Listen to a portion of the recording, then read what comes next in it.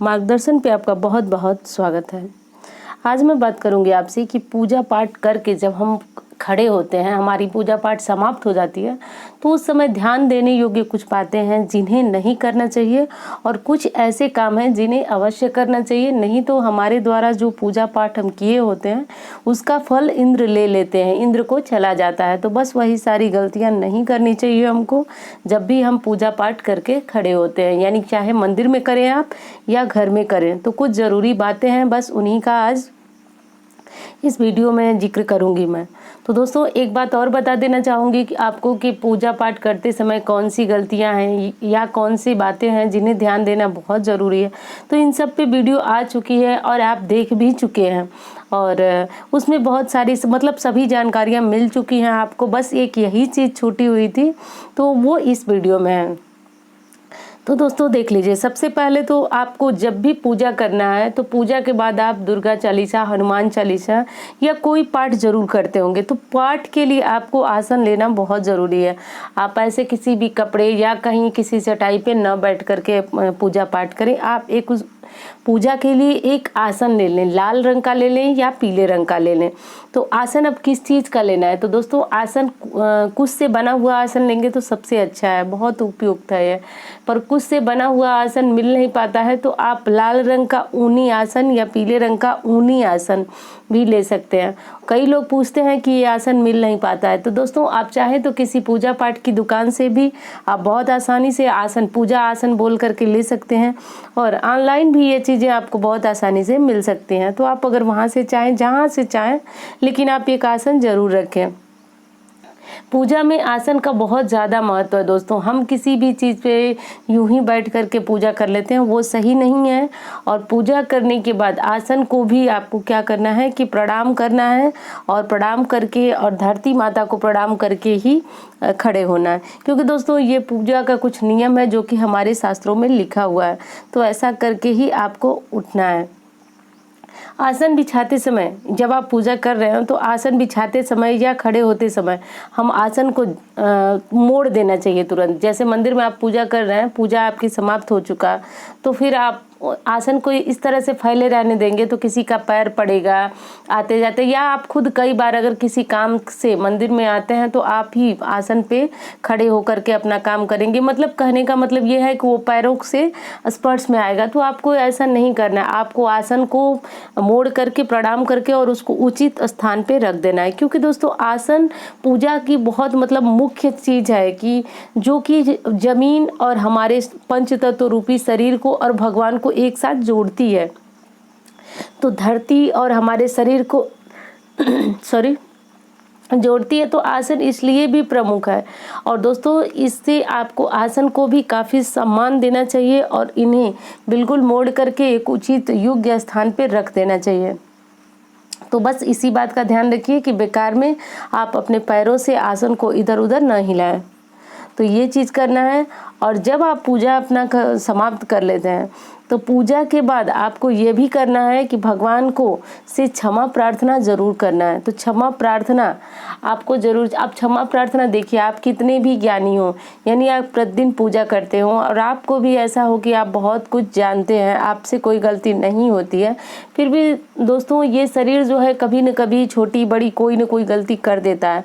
तो उसके लिए उचित और सबसे उपयुक्त यही होता है कि हम भगवान से क्षमा मांग ले कि हमारे द्वारा मन से, वचन से, कर्म से अगर कहीं किसी प्रकार की कोई गलती है तो हे प्रभु हमें क्षमा करें और हमारी पूजा में अगर कोई त्रुटि रह गई है तो उसे पूर्ण करें।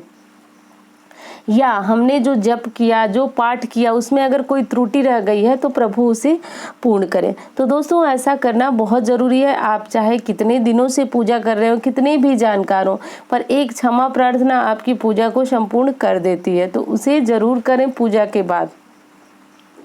तो देखिए, अब आसन भी आपने एक अच्छी तरह से ले लिया, क्षमा प्रार्थना भी आपने भगवान से कर लिया।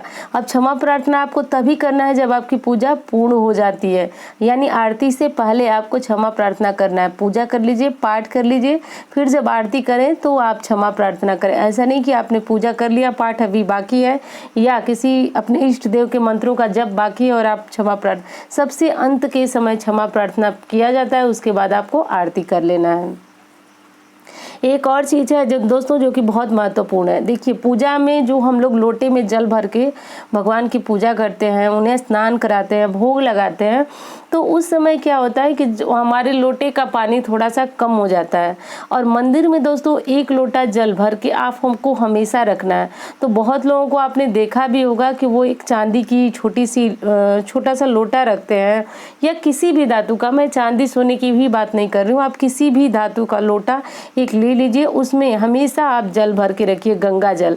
और अगर ऐसा आप नहीं कर रहे हैं, नहीं हो पाता है आपसे, तो आप जो पूजा का ही लोटा है जिसमें से आपने भगवान को स्नान कराया, भोग लगाया, तो जब आपकी पूजा आरती समाप्त हो जाती है तो आप उसी लोटे में जल को भर करके और किसी छोटे से बर्तन से उनको ढक के हमेशा रखें। पुनः अगले दिन क्या करें आप कि इस जल को किसी पौधे में डाल दें और फिर से लोटे को साफ सुथरा करके, और जिस प्रकार आप भगवान की पूजा करते हैं उस तरह करें। परंतु जब आपकी पूजा समाप्त होती है तो 1 लोटा जल आप जरूर मंदिर में भर के रखें। ऐसा करने से दोस्तों हमारे घर में सुख शांति और बरकत होती है। तो ऐसा ज़रूर करना चाहिए। आप जिस प्रकार लोटा खाली नहीं रहना चाहिए, उस प्रकार मतलब लोटा खाली होने से क्या होता है, घर का भंडार और ये सब चीज़ें, यानी जैसे हमारी बुद्धि समाप्त होने लगती है, क्षीण होने लगती है धीरे धीरे, और घर का भंडार धीरे धीरे क्षीण होने लगता है। तो इस बात का ध्यान रखना चाहिए कि पूजा का भरा हुआ लोटा जो है वो हमेशा मंदिर में होना ही चाहिए। और अगर आप चांदी का लोटा या किसी चीज़ के लोटे में आप बर्तन में जल भर के ही रखते हैं, तो फिर अगर आपके पूजा का लोटा भी अगर आपने नहीं भरा तो कोई बात नहीं है, आप 1 लोटा जल, खास तौर से गंगा जल अगर आप भर के रखते हैं तो वो बहुत अच्छी बात है। अब देखिए, सबसे अंत में हम करते हैं आरती भगवान की। तो जब आप आरती भगवान की कर रहे हैं, चाहे दीपक से कर रहे हैं या कपूर से, तो आरती को पूजा के बाद आप जरूर स्वयं स्पर्श करें, क्योंकि आरती का और आपकी पूजा में जो भी मतलब पूरी शक्ति समाहित होती है हमारी आरती में।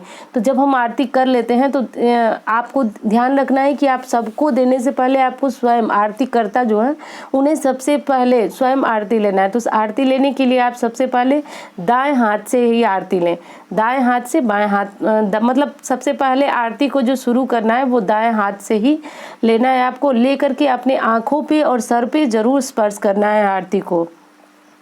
उसके बाद क्या करना है, आपको आरती को पूरे घर में आरती की लौ को जो है घुमाना है।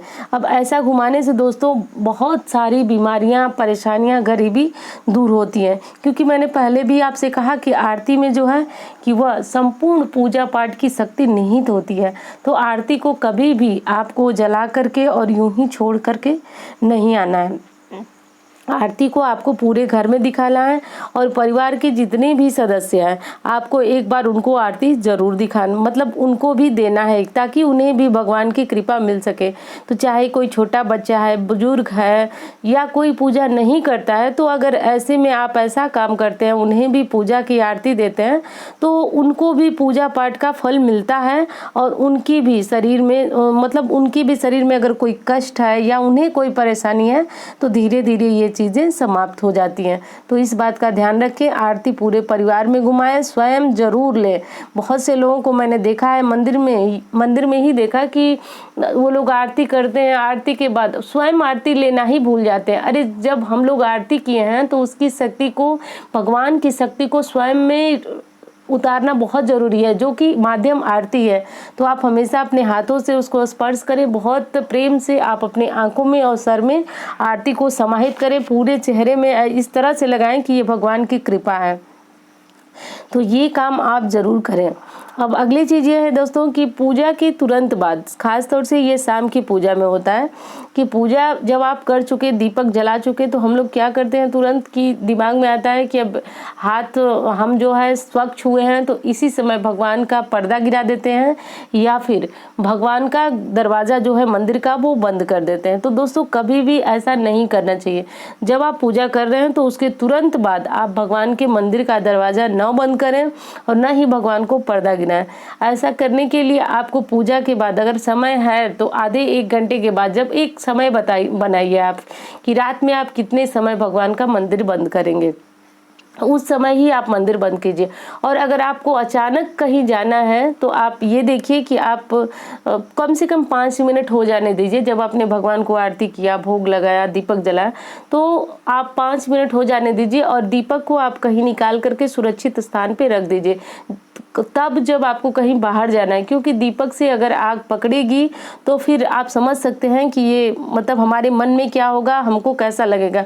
तो फिर दीपक को आप कहीं अलग स्थान पे रखिए जहाँ पे आग वगैरह पकड़ने का डर ना हो, और तब आप 5 मिनट के बाद अपने मंदिर को बंद कर सकते हैं। पर तब भी आप कितनी भी जल्दी में हो तो तुरंत भोग लगा करके या भगवान की पूजा करके तुरंत मंदिर कभी ना बंद करें, इस बात का ध्यान रखें। हाँ, और दोस्तों एक चीज़ और बताना चाहूँगी आपसे कि जब आप सुबह पूजा करते हैं और भगवान का मंदिर खोलते हैं तो एक बार मंदिर खोलने से पहले भगवान को ताली बजा करके और उठाना ज़रूरी होता है। बहुत से लोग जो है इस बात को तब समझते भी हैं और कुछ लोग नहीं समझते हैं। ऐसा इसलिए किया जाता है दोस्तों क्योंकि भगवान इस समय शयन अवस्था में, विश्राम अवस्था में होते हैं, तो उनको थोड़ा सा मतलब हम इस तरह से आवाज़ करेंगे तो भगवान का जो विश्राम अवस्था है वो टूटेगी, और तब जाकर के ही हमको मंदिर का दरवाज़ा खोलना चाहिए। और जब आप मंदिर बंद करने जाते हैं तो भगवान को प्रणाम करें और उनसे कहें भगवान अब आप भी थोड़ा विश्राम कर लीजिए, और इस तरह से बोलने के बाद आप मंदिर बंद कीजिए, प्रणाम कीजिए और तब आइए। ये सारे नियम मैं घर के मंदिर को मैं बता रही हूँ दोस्तों।